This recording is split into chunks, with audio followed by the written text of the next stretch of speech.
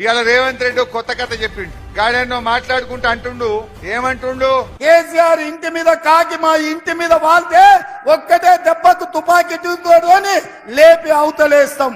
కేసీఆర్ ని కాదు, కేసీఆర్ ఇంటి మీద వాలిన కాకి మా కాంగ్రెస్ గోడ మీద వాళ్తే కూడా మా కార్యకర్తలు కాల్చి అవతల పడేస్తారు. చెప్పేటి ఏమో శ్రీరంగ నీతులు, చేసేటి అన్ని తప్పుడు పనులే. నేను అడుగుతున్నా రేవంత్ రెడ్డి, మాటలు ముద్దుగా చెప్తావు, నీవు చేసే చేష్టలు చక్కగా లేవు. ఆ ఇంటి మీద వాళ్ళని కాకి ఇంటి మీద వాళ్ళని అన్నావు కదా, మరి నీ చేవెళ్ల ఎంపీ అభ్యర్థి రంజిత్ రెడ్డి ఎవరు? నీ మల్కాజ్గిరి అభ్యర్థి సునీతా మహేందర్ రెడ్డి ఎవరు? నీ వరంగల్ అభ్యర్థి కడియం కావ్య శ్రీహరి ఎవరు? నువ్వు సికింద్రాబాద్ లో పోటీ చేస్తున్న దానం నాగేందర్ ఎవరు? కాకులను వాళ్ళని అన్నావు, గద్దలను ఎత్తుకపోయినావు రేవంత్ రెడ్డి. నువ్వు మాట్లాడే హక్కే నీకు లేదు.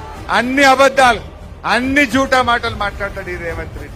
ఆయన మాటలు ఒక్కటి కూడా నమ్మేటట్టు ఉండదు. ఒక ముఖ్యమంత్రి స్థానంలో ఒక బాధ్యతాయుతమైన పదవిలో ఉండి ఆ పదవి విలువ దిగజార్చే విధంగా ఇవాళ రేవంత్ రెడ్డి వ్యవహరిస్తా ఉన్నాడు.